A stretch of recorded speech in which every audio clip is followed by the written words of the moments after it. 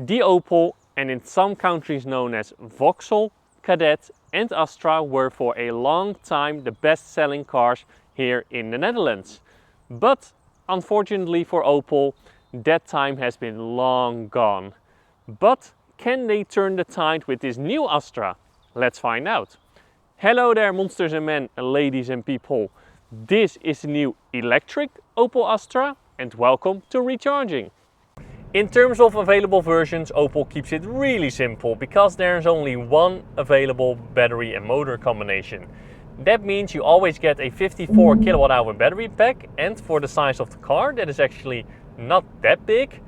And you always get front wheel drive with 156 horsepower, and with that the car can do 0 to 100 in 9.3 seconds, which is quick enough, but for an electric car is also not that quick. And the Opel Astra is limited to 170 kilometers per hour.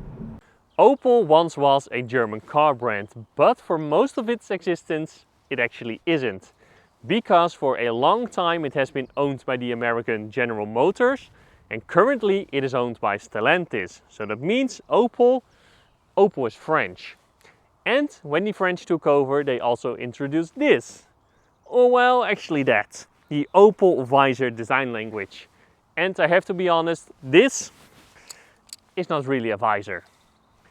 Anyway, being owned by Stellantis also means that this new Astra stands on a platform of Stellantis. A platform that is used by a lot of other car brands. Car brands like Peugeot, Citroën, Jeep, soon also Alfa Romeo for example. So a lot of other car brands. And this platform is not a EV only platform, no. The Opel Astra is also available with an internal combustion engine. But I am not interested in that, no. What I am interested in if this car has a frunk, because most cars that are also available with an internal combustion engine don't have a frunk. This will actually be the first time that I am opening the bonnet, so let's see. Let's pull the lever twice. Okay, apparently I only have to pull it once. And let's open the bonnet. This is always going to be a faff. Where is it? There it is. And no, it does not. No, it does not. As expected. Well, let's find out if the boot space will compensate for this. And yes, you have already seen it. This is the station wagon version of the Opel Astra. So yes, another electric station wagon. Because the fact is, if you have a similar priced crossover, you do have less boot space than with a station wagon. And therefore, a station wagon is the perfect family car if you ask me. Because if I open up the boot, you will see a boot space of 516 liters. If I would fold down the rear seats, you will get a boot space of 1533 liters. Is there anything else to say about the boot? Well, there is a 12-volt socket here, but there is not enough space under the boot floor to store your charge cables. And of course, this Opel Astra is also available as a normal hatchback version. Then with the seats up, you have a boot space of 353 liters, and with the seats down, 1268 liters. Let's have a look at the rear seats. As usual, the seat in front of me is in my typical driving position. I am 1 meter and 85 centimeters and knee room. It is okay, it is not plenty, but it is fine. I can also shove my feet under the seat in front of me. Headroom is also okay. Yeah, I'll sit here just fine. And people taller than me will also sit here just fine. Because this car is also available with an internal combustion engine, that means that you do have a hump here in the floor. Combine that with a car that is not that wide, and sitting here with 3 adults is a bit cozy. Sitting here with 3 children, no problem. Besides that, there is not a whole lot going on here in the rear.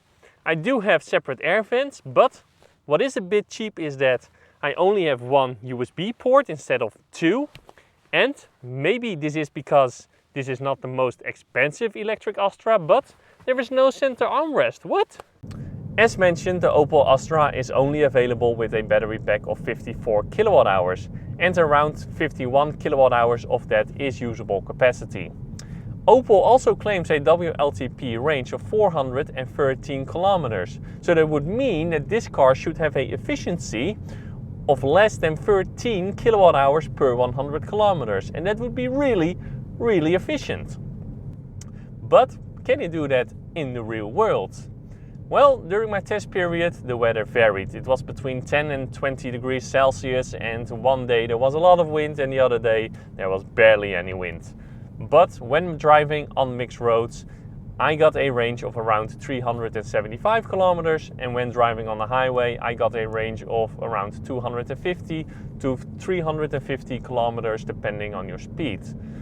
And I know those numbers don't sound that impressive, but the only reason for that is because this car has a relatively small battery pack. Because if I look at the efficiency of this car, then I am impressed. Because when driving on mixed roads, I get a efficiency of 13 to 14 kilowatt hours per 100 kilometers. And that is efficient. And when driving on the highway, driving 130 kilometers per hour, I get a efficiency of around 22 kilowatt hours per 100 kilometers. And again, that is efficient. This Opel Astra E is an efficient electric car, trust me.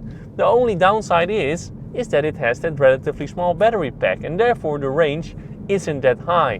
But again, it is an efficient EV, trust me. Besides that, what does it have in terms of EV driving features? Well, not a whole lot, to be honest. There is a drive mode, and in drive mode there is barely any regen. Then you can press the brake button and then you have more regen, but it is still not that much. And no, there's also no one pedal drive mode. The navigation software does not plan charging stops when your destination exceeds your range, but it does have a heat pump as standard. Oh, and I almost forgot, but you barely see this. You cannot set a target state of charge in the infotainment system. So that means the car will always charge to 100%. Like all cars on this platform, the Opel Astra can fast charge with a maximum of 100 kilowatts.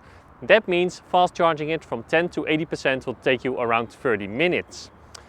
As standard, it does have a 11 kilowatt onboard charger, so that means on a regular charger, charging it from 0 to 100% will take you around 5 hours. So how does the Opel Astra drive?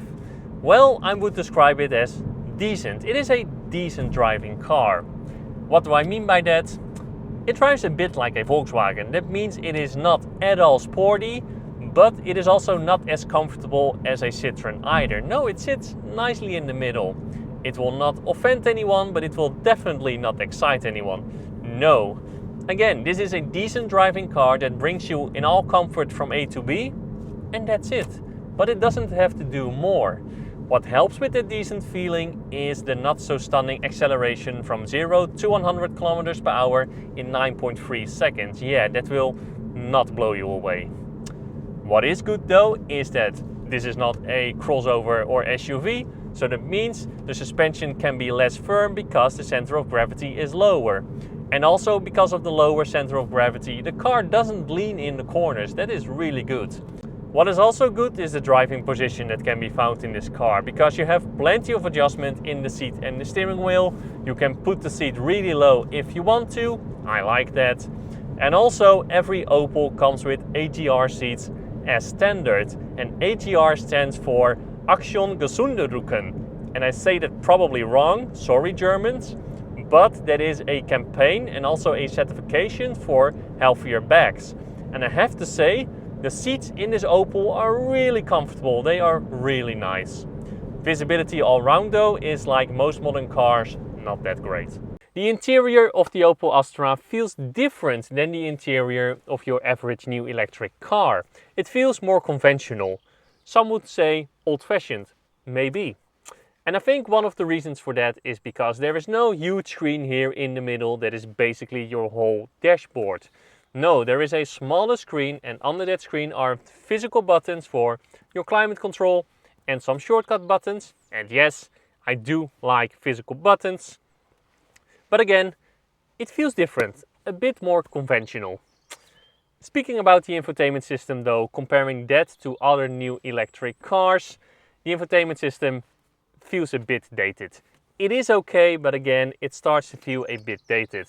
The graphics are not that fancy, the screen is a bit smaller, it is not always the most snappy and responsive, but it does have support for Android Auto and Apple CarPlay, so that makes up a whole lot. And I have to mention though that this is the old infotainment system of Stellantis. There is a new infotainment system that is available in the new Peugeot 3008, for example. And I am sure that with a facelift or a model year update, this Opel Astra will get that new infotainment system and instrument cluster.